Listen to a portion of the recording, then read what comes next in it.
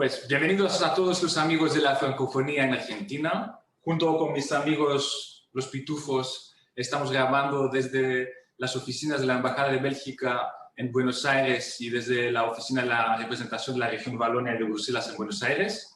Y hoy contamos con la presencia de Sergio Guizzardi, que es el realizador y productor del documental Oro Verde, que vamos a difundir este viernes 19 de marzo en el marco de la Semana de la Francofonía.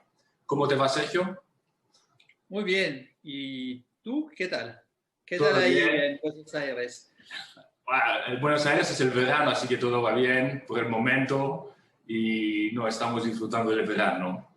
Es un placer recibirte y de hacer esta charla, hablar un poquito de tu película. Yo te tengo que contar solamente que a nivel diplomático en la Embajada de Bélgica estamos trabajando los últimos años en tres pilares que son el medio ambiente, los derechos de las mujeres y los derechos humanos. Así que cuando tuvimos la oportunidad de presentar y de difundir, de proponer este documental al público argentino, no quisimos desaprovechar y no quisimos desaprovechar encontrarte tampoco para hacer una charla sobre el tema, que es un tema muy interesante, la verdad.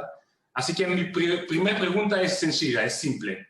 ¿Cuál fue tu punto de partida para este documental? ¿Por qué decidiste hablar del tema de los biocombustibles?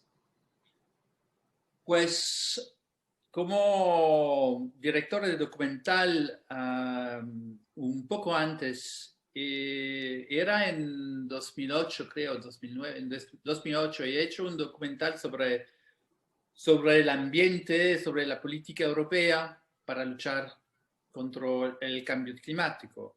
Y en este momento, la cosa muy importante era disminuir las emisiones de CO2 y disminuirla mucho por el transporte. Así que al centro de la política y de la estrategia europea había lo biocombustible. Así que trabajando, desarrollando, me llegó al punto de los biocombustibles y quiero saber por qué habían salido así. Porque había un montón de interés, un montón de dinero que tenía que ser investido en los biocombustibles y ver cómo se desarrollaba. Sí. Sobre el punto de vista económico, pero también sobre el punto de vista ambiental y después social. A ver cuál es el impacto real de los biocombustibles. He empezado así. Sí, porque me recuerdo que a principios de los años 2000 se estaba hablando de una manera bastante positiva de los biocombustibles. Había tapas en los más grandes diarios económicos del mundo. ¿Y cómo hemos pensado que era la solución del futuro? ¿Cómo llegamos a este punto? Pues no era eso. Hay que pensar en una manera distinta. A Kioto lo que habían decidido de poner medidas para luchar contra el cambio climático. Sí. Y para luchar era a bajar las emisiones de CO2. Sí. Y el transporte era el único sector que veía las emisiones crecer. Así que había que enfocar sobre este punto. En otra manera, en su punto de vista europeo, había un otro punto, que era, durante los años 90, había un otro asunto, que era la liberalización del comercio. Y al centro, para los europeos, lo más importante era llegar así los servicios financieros, todo ese tipo de acuerdo. Pero para ganar eso en el mundo, tenía que dar otra cosa. Y la cosa que podían dar era la agricultura. Uh-huh. Es decir, la liberalización del mercado agrícola. Y para la pérdida de los agricultores, los políticos han dicho, bueno, vamos a encontrar otra solución para vosotros, es decir, usar los productos agrícolas para producir biocombustible. Sí. Y todo empezó así. Sí. Así que era una interconexión estelar para que llegue el biocombustible al centro de la política para luchar contra el cambio climático. Pero al final no luchaba nada. Sí. Hay algunos biocombustibles que pueden luchar y disminuir las emisiones de CO2, pero al final la gran mayoría de los biocombustibles no reducen nada. Y quizás es lo que estás hablando de biocombustibles de segunda generación. En tu película estás haciendo la diferencia entre primera generación y segunda generación. Eso es lo que quieres. Sí. Así que los biocombustibles de la primera generación son biocombustibles hechos con origen de productos agrícolas. Sí. Es decir, si hablamos de Argentina, a base de soja. Muy claramente, tenemos que decirlo. La segunda generación eran biocombustibles que podían de verdad luchar por el cambio climático. Es decir, que eran residuos agrícolas, residuos forestales, por ejemplo, algas. Eso se podía, pero es que en nuestra sociedad usamos tanto petróleo para tantas cosas que la cantidad necesaria para luchar de verdad de residuos agrícolas, de residuos forestales, es solo una utopía. Sí. Y parece que es muy, así que como usamos mucho el oro negro y un poco el oro verde, parece muy difícil modificar eso. Creo como un tipo de burbuja con empresas, con inversiones. ¿Y se puede revertir todo eso o es bastante complicado? Pues es siempre bastante complicado. Cuando tienes un sistema que funciona durante más de un siglo con el petróleo, el oro negro, ¿cómo vas a cambiarlo en 2 días con los biocombustibles? Era solo un elemento que podía amortizar, quizá cambiar un poco el incremento de la emisión de CO2. Sí. Pero había consecuencias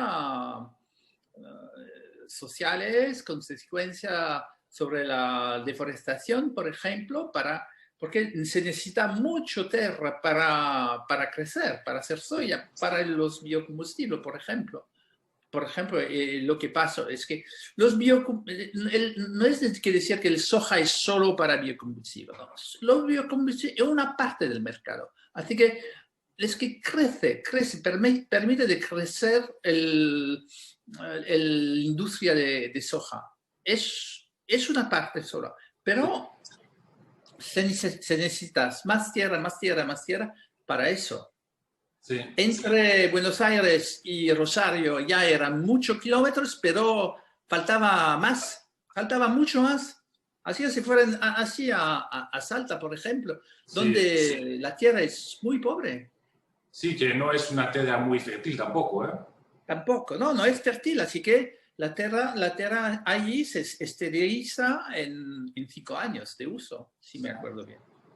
Sí, es lo que muestra también tu documental, es que hay como preocupaciones e intereses opuestos entre agricultores europeos o sudamericanos, entre productores de biocombustibles de primera generación o segunda generación y ¿cómo decir? La dificultad es cómo podemos conciliar estos intereses, cómo podemos conciliar la economía de un lado y del otro lado el medio ambiente para dejar como, no sé, herencia una planeta sustentable. Eso es todo el importante. Entonces, lo que pasa es que estructuralmente tenemos que disminuir las emisiones de CO2. Eso. Es eso, estructuralmente. Es que hay que decidir un momento que el crecimiento como norma una de la economía no puede ser. Hay que cambiarlo. Hay que cambiar. Eso es lo que... Sí. Eso es lo que sugiere tu documental. Creo que no hay una solución milagrosa, es que hay una multiplicidad de soluciones verdes o no, tecnológicas o no, pero también preguntarnos sobre nuestro modo de vida, ¿no? De consumo. Eso es, sí, sí. Si necesitamos usar tanto el auto. No usar tanto el auto en nuestra sociedad. Sí, claro. Pero es difícil porque toda la ciudad durante estos últimos 50 años se ha desarrollado en un modo como una araña, como sobre las ciudades que están allí sobre 50 kilómetros, como vas de una parte al otro de Buenos Aires en coche. Sí. Casi imposible. No, las ciudades acá en Argentina, también en Europa, se desarrollaron poniendo un enfoque en el auto, como ir de un lado A al lado B usando el auto. Y así que tenemos que cambiar todo ese mundo de pensamiento de a poquito. Sí, sí. ¿Hacia dónde vamos ahora? Porque se está hablando de otros tipos, ¿no? De biocombustibles, segunda, generación, tercera generación. Hoy se está hablando mucho de hidrógeno verde, que quizás está empezando de la misma manera que los biocombustibles de la primera generación. ¿Y hacia dónde vamos ahora? Pues la necesidad de luchar contra el cambio climático está ahí. Pero encontrar la buena solución es muy difícil. Y también tenemos sector industrial que están atrás para no desaparecer o para no perder parte del mercado.